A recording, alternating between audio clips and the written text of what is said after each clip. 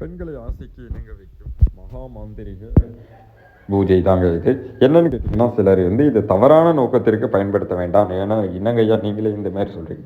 இல்லை, இது அப்படி கிடையாது.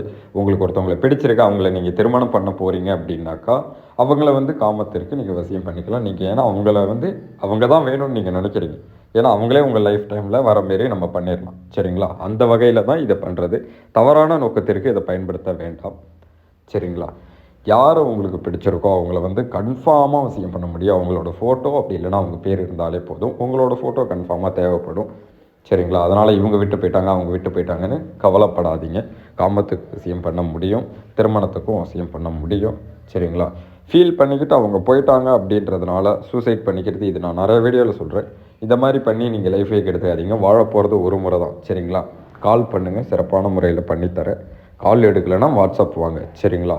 கொரியர் மூலயமா பண்ணிக்கிட்டு இருக்கோம். ஏதாவது அனுப்புகிற மாரி இருந்தால். நன்றி.